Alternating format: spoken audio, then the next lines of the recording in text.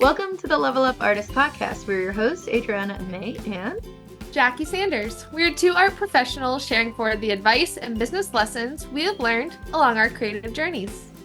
We talk to artists, leaders, and art professionals to demystify the creative process and discover new ways to succeed as a career-minded artist. If you find value in these conversations, please go ahead and subscribe. This will help other creatives like you find our podcast, and you'll be notified when we drop a new episode every Tuesday. So on today's episode, we do have a guest interview. We are so excited to have Angela Lubinecky. Welcome, Angela. Well, thank you. Thank you so much for having me.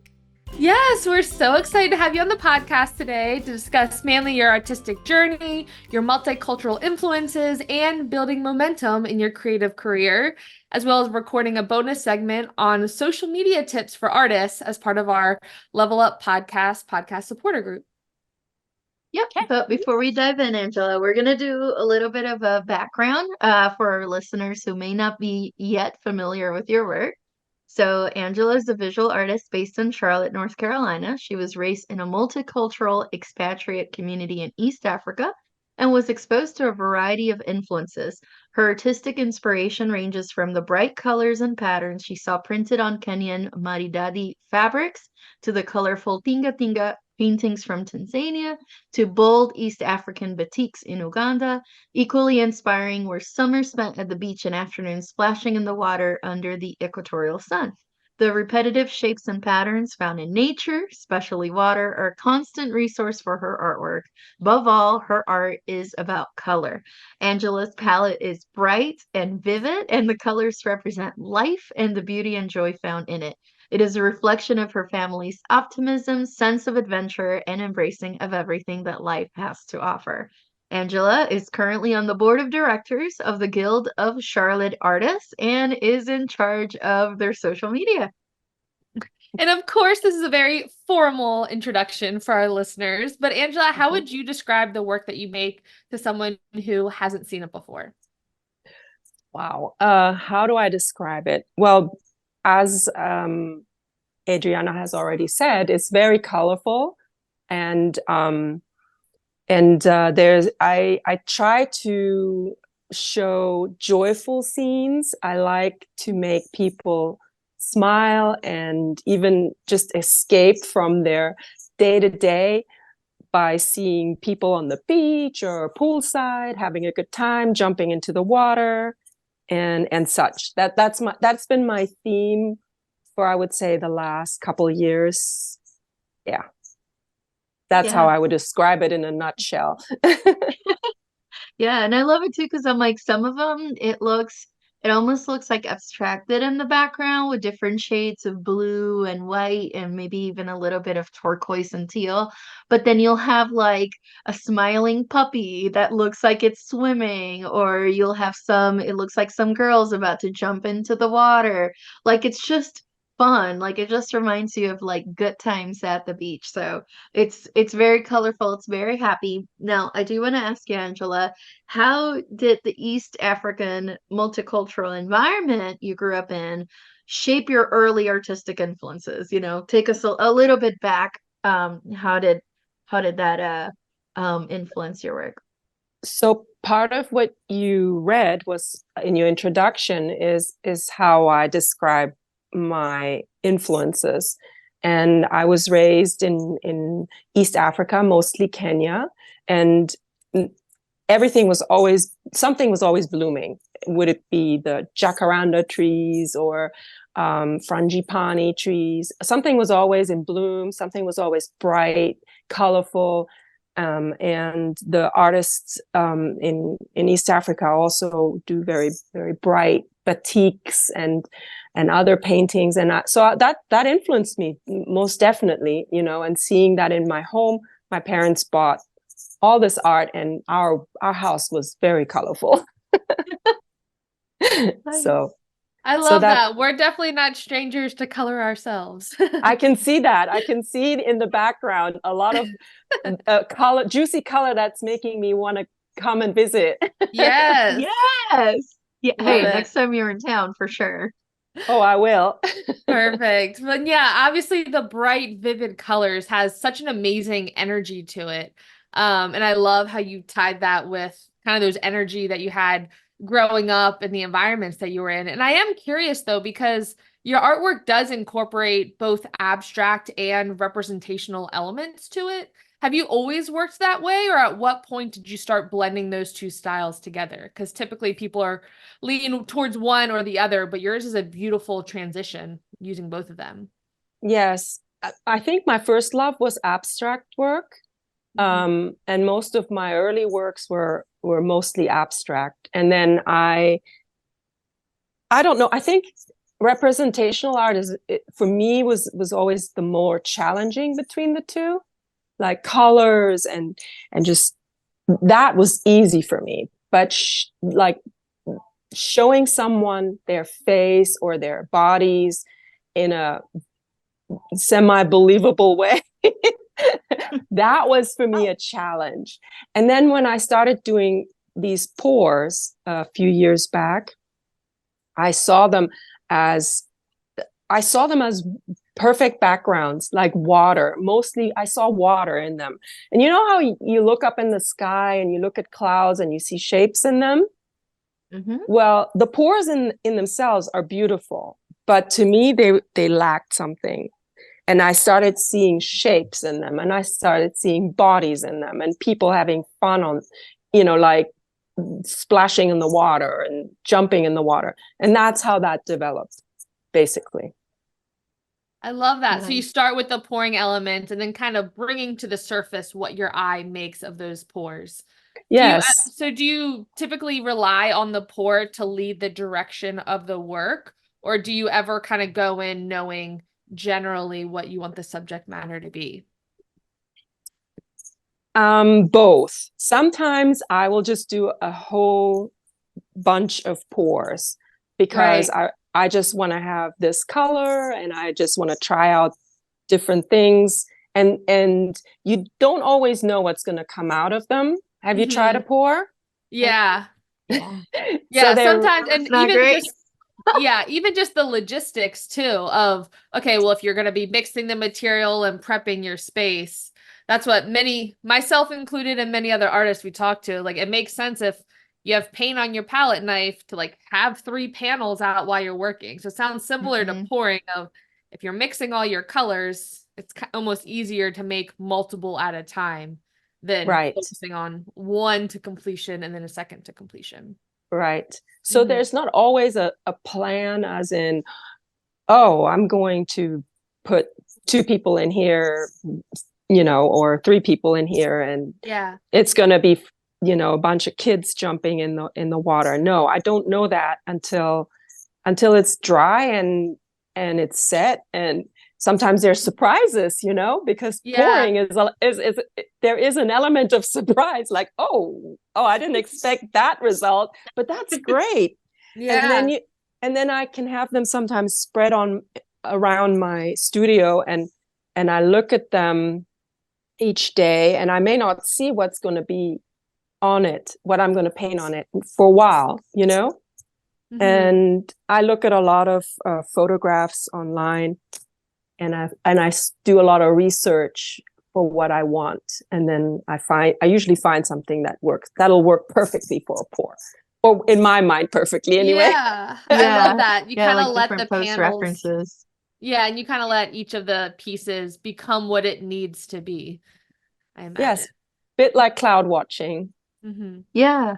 No, I love that because I'm like, that's very similar to, any of our listeners, if you're more familiar with like the intuitive painting methods.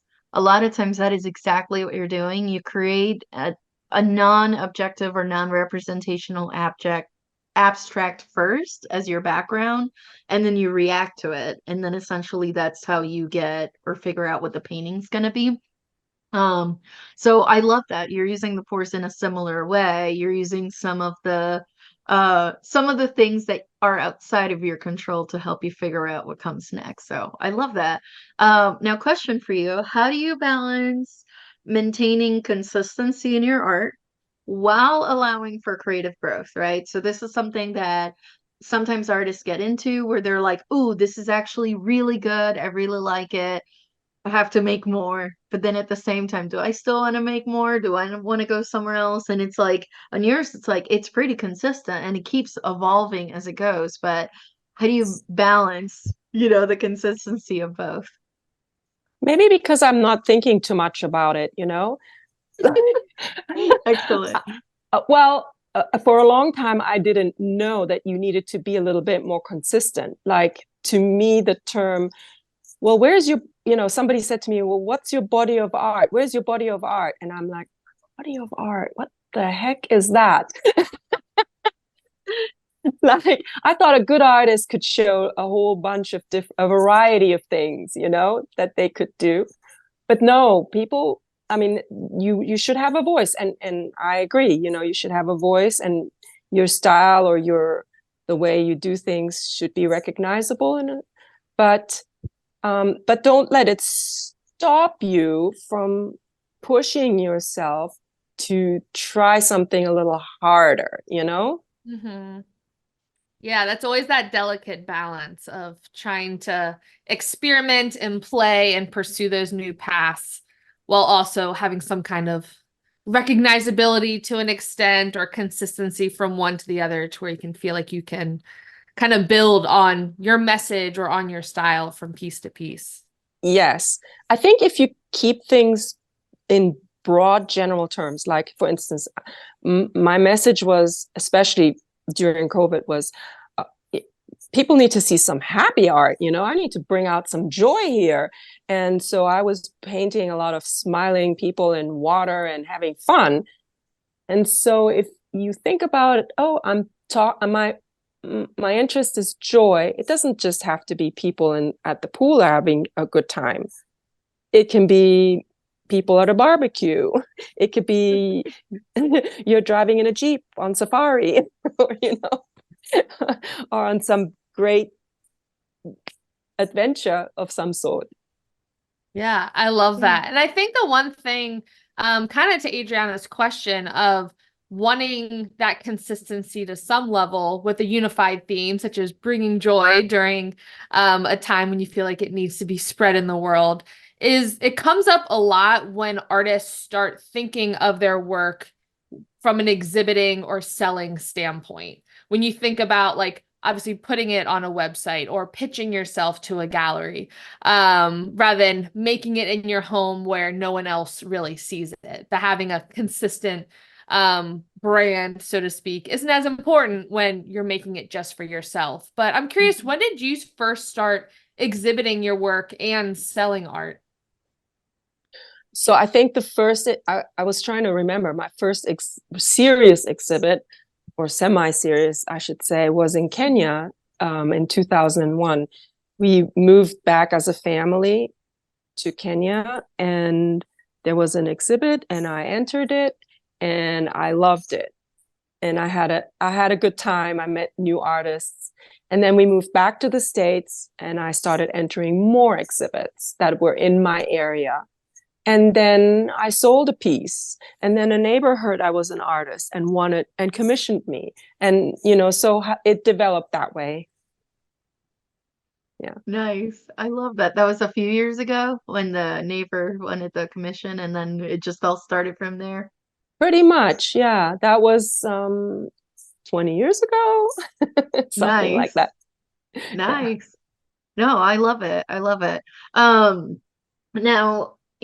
obviously, like I said, you started with that exhibition. You are very active with exhibitions. I mean, anybody takes a quick look at Angela's Instagram, you'll see, you're always actively showing your work.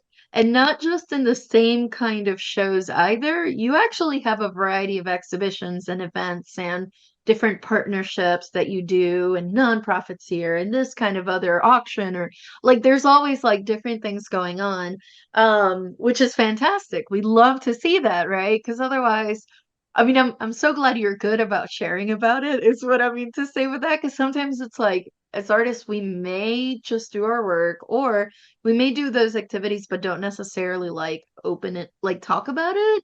Not because we don't want to, just forget. That's me. I'm talking about me. But I just forget. But I do want to ask you, how do you find and then choose the type of opportunities that you're like, ooh, that one can help me grow my career, whether it's like, or maybe it's just for fun, but like how do you pick those, find and choose those opportunities that help you out? I don't think I'm as career minded as you think I am. I do look for fun, and I go, like the Charlotte International Festival of Arts. They're putting out an art call for 100 tiny things. And I'm like, 100 tiny things. Well, I could do that. That's fun, and people are going to get to see it in a park setting, and it's creative, and I just love it, so I go for it. And out of that, I don't know, I mean, I didn't sell that piece. It was just part of this festival. But out of that, I met all these other artists. We got to go to their party. They had a party for all the artists, which was so much fun. It was in Uptown Charlotte, and they had free drinks and pretzels and food and everything. It was just lovely, And so that's how I decide what I want to do is when if I see that it's going to be fun and people involved and in my community, and and that's what interests me. That's why I also applied last year to Charlotte Shout, and I did their Easter egg parade, these giant eggs that they set up in Uptown in the park, big old eggs, 13 of them, and every year another artist gets to do them. So I did it last year. It was so much fun, Okay. Well, I'm hearing a pattern here, which is a perfectly acceptable pattern. It's if it sounds like it'll be fun. And that's actually great because that definitely ties in perfectly with the type of art that you do. And I'm sure if Yes, the opportunity opens up and it's like a dry, like serious, just you're probably like, nah. Like like there needs to be something else. Plus, I've seen yes, you in action. I have the yes, honor of having seen you in action. And it's like you're also networking is the other thing that, is yes, coming out of this. It's also those opportunities to be able to connect with other artists, about their yes. practices and like you said, fun. I definitely am curious what other people are other artists are doing, especially in my community, and I feel like a community can only be successful if everybody does their part, and it does, and that means not being selfish, and that means supporting your community, going to other artists' exhibits, Yeah. or if you see a call for art that doesn't that that person is perfect for, you send it on, you pass it Yeah. on. Yes, Um, we are definitely huge proponents of that as well. It's one of We those do like that all the time. rising tides lifts all ships, and there's enough art opportunities to go around. That's definitely one of our mottos here on the podcast and just in our arts community is just community over competition. Always. yes, Like, yes, if this isn't the right fit for me, let me send it to all the artists I know where it could be a right fit. Even if it's one I'm applying to, hey, you should also be yes, applying because I know we're both yes, going in the same direction. And exactly, if it's not going to be yes, me that gets it, I'd rather it be you that gets it. yes. Hmm. And so as the social media person for the Instagram for the guild, anytime I see an art call, I repost it, everything. Mm-hmm. Whenever I see something that I think somebody can benefit from in our area or even outside of our area, I put it back up on stories so people can see it, So I love that. Now, when it comes to kind of the opposite, I guess, of like rather than what opportunities that you pursue and that you take and that you share with other artists, have you ever said no to a potentially lucrative opportunity? And what made you say no to that opportunity? so how do you know whether it's lucrative? Do you know? I mean, I've had a few emails of so-called galleries or art promoters and they're like, oh, we're going to have an exhibit in New York, and we saw your art and we love it. Go ahead and sign up with us. And then you follow their links, and it turns out that it's going to cost you not only shipping all your art to New York or wherever, but also, whatever, $2,000 to be part of it. Right. And without any guarantees that you will sell anything. Yep. And then your art is far away and not even sure that you're going to receive it back. So they make it sound it's very lucrative and that you're going to benefit from it all. But how do you know? How do you really, really know unless you're going to try it out? And I've not really felt it, I'm like, there's enough here in my area, and I don't need to be in New York or wherever these people are and pay $2,000 or what have you. Yeah, definitely getting messages like those. Of course, at first they're super flattering. I've definitely seen some of those myself and heard of other artists, but you're right. They definitely like entice the artists with kind of those buzzwords that they know the artist wants to see, like compliments to their work, or we think this would be like really stand out to our audience. And they're really only leveraging exposure, right?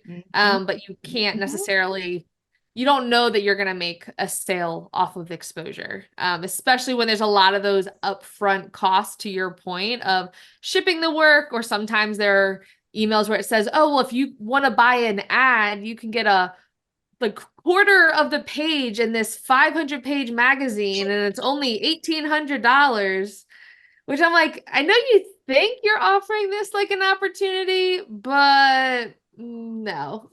No, I don't think you really need to go like that route, Yeah. You can create your own marketing campaign on Instagram and Yeah. locally. I feel locally and the more you network, the more you don't need those people to do it for you. That is so true. I think especially in a local community, to your point, it sounds like really leaning on that local network, the local opportunities, events that you can go to in person.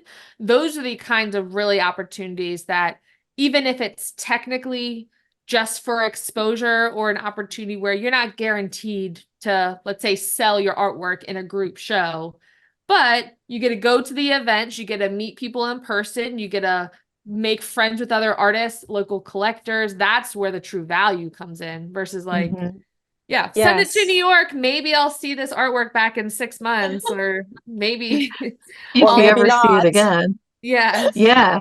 Yeah. No, you said that, and I've seen those kind of emails as well. And it's interesting because then sometimes you go to Google Maps and you see where they're located, and it's like the fifth floor through like this small door. And it's like, who's gonna find it? So they're just charging you basically to fill the space, and it's like, Yes. should you be paying me to fill your space? Anyways, I Yes. understand. Or the magazine example. Oh, do this magazine in this other country. And then I'm like, do I really want to ship to that other country and deal with Right. like foreign taxes? No, I don't. Um, I like that. So it's like invest in basically your local community, but if it seems like a little too far-fetched, then maybe Yeah. I mean, of course, if you have the money to throw out, like go for it, right? Like, if you have it.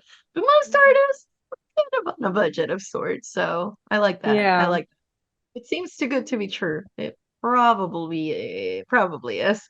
Now, Angela, question. So obviously there's all these events that we're talking about, all these different opportunities, exhibitions. You also have to stay in contact with collectors or potential collectors. How do you stay organized? Well, who says I'm organized? Okay, how do you attempt to stay organized? I do use a calendar and the reminder thing, you can remind yourself, okay, deadline's coming up for this and that,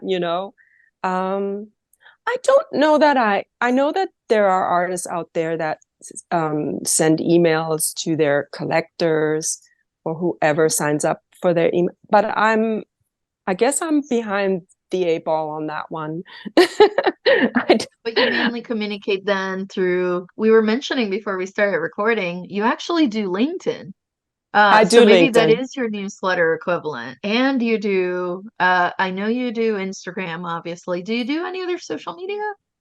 I don't. Mostly those two? Yeah, I don't care for Facebook. Obviously, there is a connect. I mean, there is a link between Instagram and Facebook, so it Yeah, populates my Facebook. But I don't. I never go there. I just don't like mostly Facebook. Instagram and LinkedIn. Yeah, and I mean, people can also find me on my website, and there is Mhm. a contact me page there, and I do get Yeah, sometimes contacted through that. So but mostly social media then. social media, yeah. I don't Nice. put out a newsletter. I receive newsletter from other artists, and quite frankly, I I'm just, oh no, it's just too much, you know? I'm It's okay. sorry. We will convince you of that later. Don't worry. We will Okay. talk more about it later. No, no, no. I'm kidding, but kind Yeah. of. No, no, no. But I I think feel that's like one of the those. way looking at your LinkedIn, the way you use your LinkedIn, I think it's very similar to the way that we talk about newsletters. I think you're using it similarly. So Yeah, there's and equivalence to everything. it's one of those things too about I think the refreshing part about being artists or small business owners is that everyone, you get a choice on how you want to contact your audience and your potential audience, right? Yep. Kind of to your point earlier, in that you can take your own messaging into your own hands. You get to decide what you want to say about your work, where you want to say it, how you want to connect with people. I feel like that's a huge privilege this day and age. Sometimes uh having a website or having social media can be really intimidating, but I love how you embrace it as an opportunity, because it truly is that the artists have the power. But it does make me think about, of course, where you are now as an artist. Is there anything that you wish you could do in your art career that you haven't yet? Like, what's on the horizon as one of those like big scary goals that you have set? Scary. Oh, wow. There's a Maybe lot not that's scary, scary. but There's a lot that's scary, but I've tried to overcome that a little bit, you know. Mhm. I would really like to do a residency, or not just one, several. Go to a different place that I've never been to, and explore their studio space, and or maybe even their teaching staff, and learn a new craft, perhaps, that I would love that. I would really love that. Oh, that's amazing. Getting added But into a new creative scene, meeting new creative people. And again, kind of, I feel like that's perfectly on track or on brand from what I've learned about you over this conversation, is like putting human connection at the front of all of your creative experiences. yes, Great. I love it. Well, real quick, we love to ask our guests how they define success. But first, we're going to take a quick word from our sponsors. This episode is brought to you by our Level Up Artist courses. We understand that life as a modern artist can be both exciting and overwhelming. Plus, there's a lot of information out there. So, what do visual artists actually need? We've spent countless hours of trial and error, weeding through tons of information to find the gold, so you don't have to waste your time going down those endless rabbit holes. In addition to weekly calls, we have created video course modules to cover everything from artist documents to exhibition prep, social media to technology, sales strategies, artist mindset, PDF resources, templates, and so much more. Ready to get started? Head on over to levelupartists.com to learn more, get immediate access, and level up your career today.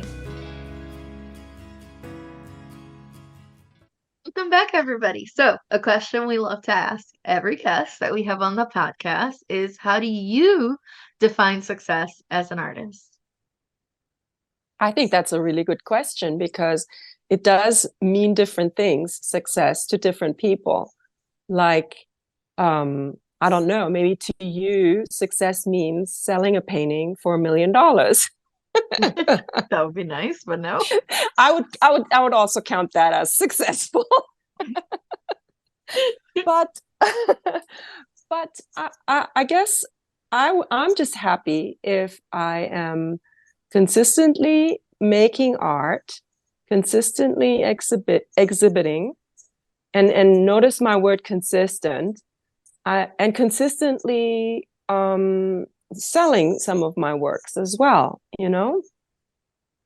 So success to me also means somebody sees my work, it speaks to them, and they buy it. They want it. That is success, not, making millions of dollars. Obviously, that's also success, and that would be very welcome, but that is not the success that I'm after.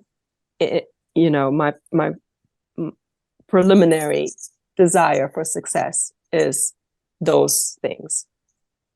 Love that. Yeah, I think would be pretty hard to argue that selling one painting for $1 million is not success. So we definitely agree with you there, but there's also other layers, which is wonderful. Now, what is one piece of advice you wish you had heard before you got started on your creative journey? I guess I would have to say not to be so afraid or timid, and to put my art out there, and to not take rejection personally, because you will apply to hundreds of exhibits and shows, and you will not get into each one of them.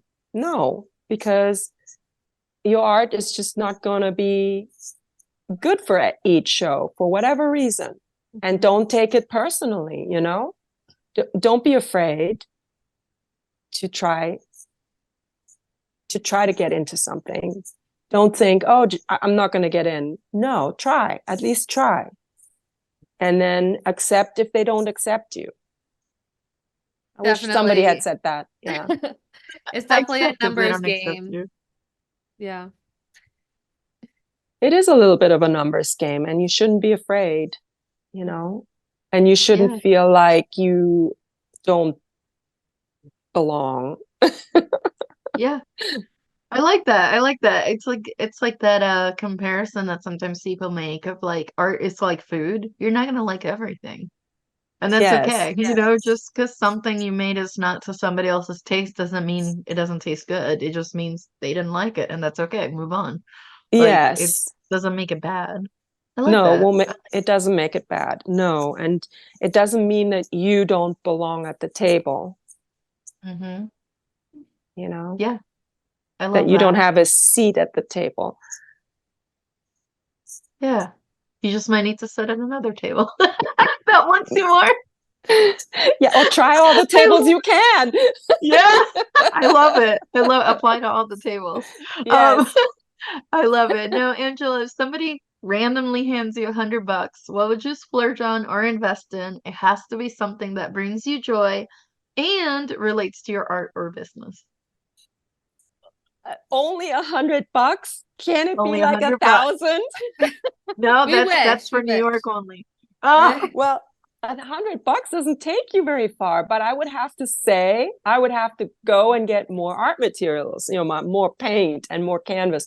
Although I was looking at this one piece of canvas, and 36 by 36, and it was like $75, Yeah, it's expensive. Canvas is expensive. So I'd have to buy that piece of canvas. maybe you can get it on sale, two for 100. That would be great. That's the ticket. There it is. Love it. We love it. Well, Angela, this has been so much fun. What exciting projects do you have coming up that our listeners should know about after they listen to today's episode? I have several, but two that are on the horizon. There's a gallery near me in Monroe, North Carolina, that's opening a new gallery called Presson Gallery, and they're opening their doors March 15th.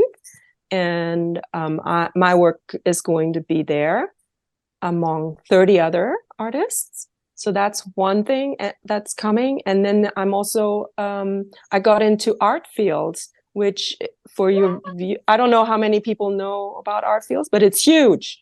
It's in Lake Yes. City. Yeah. So I got South into Carolina. that. Yes, in South Carolina. And I got into that. So I'm excited for those two things right now. Yeah. Hey, that's Lakefield. I mean, Artfields is always fun. That's such a good one. And Monroe, you're giving me memories. I used to live near Monroe, Indian Trail. Did Many, you? many, many years ago. Yes. So I'm very familiar with Monroe. So Monroe's up and coming. You won't believe how much is growing. It's growing, Yeah. and they're redoing the whole downtown area. Next time I'm in town, I'm gonna have to go visit. Yes. That's so exciting. Now, real quick before we wrap up, for our listeners, how can they stay in touch with you to hear more about exciting opportunities coming up and stay connected with you after they listen? I do have a website and an Instagram, and my website is www.lolangi.com, and my Instagram is at LOLANGI bottom thing art. Love Perfect. it. Awesome. Okay, we'll make sure to link all those things in the show notes. And then, of course, would you mind staying with us a few extra minutes so we can discuss a few social media tips for artists on a bonus segment for our podcast supporters? Sure. Oh, perfect. Well, in the meantime, if you want to stay connected with us in between episodes, share your feedback, or have a question you would like for us to answer on the podcast, you can reach us through social media. I'm at Mayart across all platforms. And I'm at J Sanders Studio across all platforms. And if you want to follow the podcast, we're at Level Up Artist on Instagram. You can also visit levelupartist.com to hear the rest of this conversation and become a podcast supporter. Yeah, and supporters get access to amazing off-the-record conversations with our guests, a community platform, and it helps to keep the podcast going. Thank you so much for listening. We'll talk to you next week.